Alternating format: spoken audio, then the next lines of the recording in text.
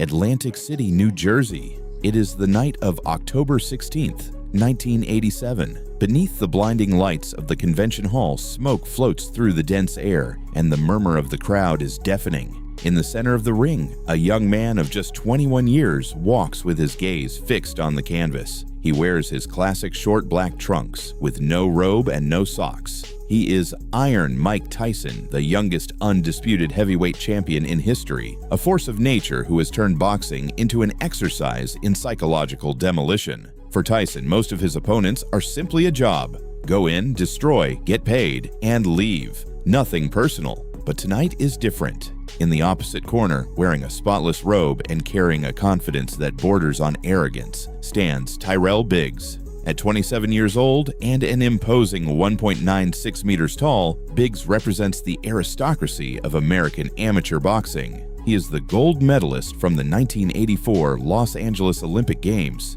He has fast hands, footwork reminiscent of Muhammad Ali himself, and an impeccable reputation. He has never been knocked down in his entire amateur career. Analysts of the time and fans call him the new Ali. Many experts believe that Biggs' discipline and refined technique will be the perfect antidote to neutralize the destructive whirlwind from Brooklyn. What most people ignore is that behind the sporting facade, there is a cold, ancient, and relentless hatred, slowly simmered over time. This is not an ordinary title defense. It is the settling of a public humiliation that Tyson has carried in silence for 3 long years. Chapter 1. The Olympic Spark and the Price of a Laugh. To understand the brutality with which this fight was approached, it is necessary to dig into the amateur roots of both men back in 1984. At that time, Mike Tyson was an explosive prospect developed in the Catskill gym by the legendary Cus D'Amato. D'Amato was not raising an ordinary boxer, he was nurturing a flame. As the old master used to say, someone comes to me with a spark. I fan that spark until it becomes a flame. I feed the flame until it becomes fire, and then I feed the fire until it becomes a roaring blaze. Cus forged Tyson's short stature and compact body into a siege weapon, ideal for destroying giants over 6'3". However, when the United States Olympic Committee had to decide who would travel to Los Angeles in 1984, they ignored Tyson's power and chose the more refined Tyrell Biggs. Tyson's Olympic dream was reduced to ashes. The final nail in the coffin of their relationship came at the New York airport in 1984, an episode that Tyson himself would later recount in his autobiography, Undisputed Truth. Tyson went to the airport in good faith to wish the Olympic team luck. In the middle of the chaos, a journalist approached, asking about the young Tyson, and Tyrell Biggs, in front of the cameras, his teammates and reporters, laughed dismissively and delivered a crushing line. "I don't know anything about him, but he's definitely not getting on that plane." It was a complete public humiliation. Biggs went on to the Olympic Games, won the gold medal, returned as a national hero, and savored the applause of the world. Meanwhile, Tyson remained in the shadows, quietly grinding down name after name in the professional ranks, transforming the pain of that laughter into a promise of legitimate violence. By the time the fight was scheduled in 1987, Biggs had added knockout power to his professional arsenal and remained undefeated, but Tyson was already the unified champion. In the days leading up to the bout, Biggs spoke too much to the press, claiming Tyson's power wouldn't hurt him and that his movement would make the champion's strength irrelevant. Tyson did not respond with words. He kept a cold silence.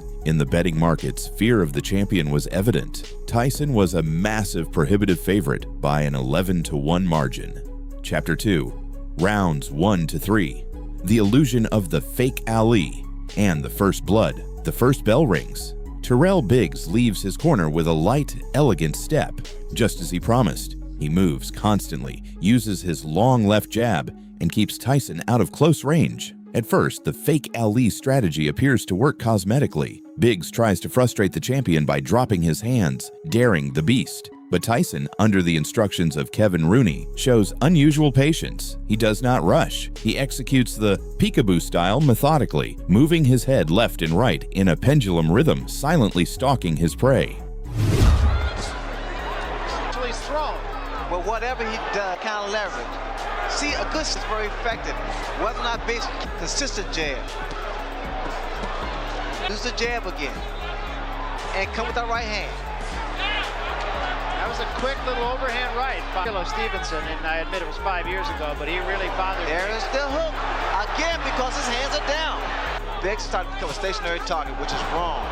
In the second round, that patience begins to pay off. A heavy left-hand shot from Tyson lands cleanly on Biggs's head. For the first time that night, something new flashes in the challenger's eyes. Not yet fear, but a real acknowledgement of the sheer force standing in front of him. Biggs's footwork slows slightly. His heels begin to feel heavier against the canvas. Tyson immediately notices the shift and adjusts his angles. Biggs makes the tactical mistake of moving to his right, stepping directly into the firing zone of Mike's hook.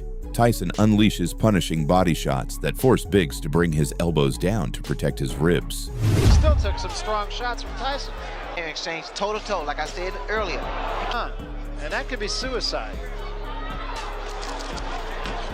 And the way that Biggs is moving. Game plan was for Biggs rather to move to his left. Now he's going to fight. That was the left hook, Barry. That was the left hook I was talking about. And I'm sure Georgie Bennett will say, keep those hands high.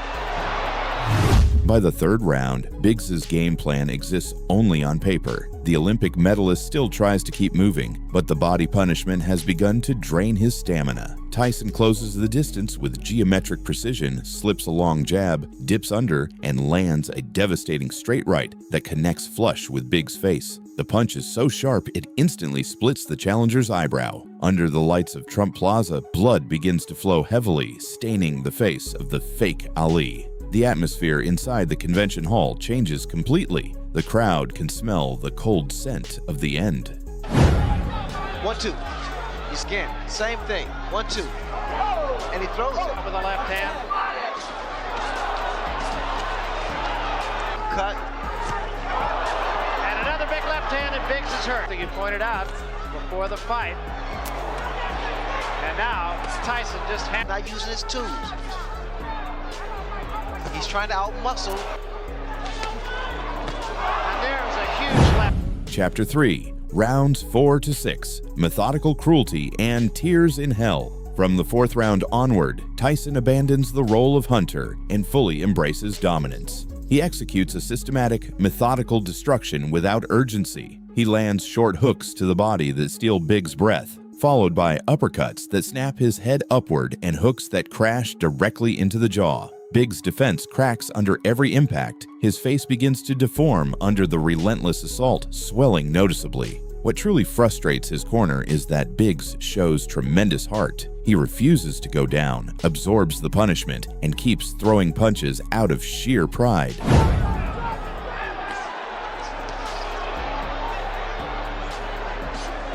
Worse, and remember, it was a pretty good job done by Ace Parada, his cut man. Good short uppercut by Mike Tyson. Body movement from Tyrell Biggs now. Start throwing some uppercuts. He took a big left hand there. And another. Exactly the opposite of what he said he was going to do.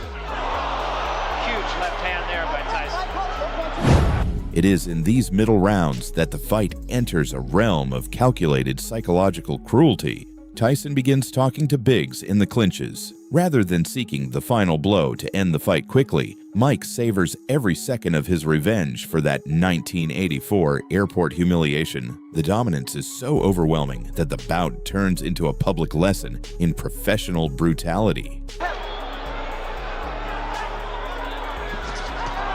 a combination by Tyson, a left. The fifth and sixth rounds become a continuous ordeal. Tyson hammers Biggs' bloodied eyebrow with constant jabs, widening the cut. Blood clouds the challenger's vision, forcing him into repeated clinches to avoid being overwhelmed. At close range, Tyson's compact strength is an impenetrable wall. The crowd watches in silent disbelief as the Olympic hero's shine fades round after round, reduced to a lesson in survival against an unrelenting predator. The left hook.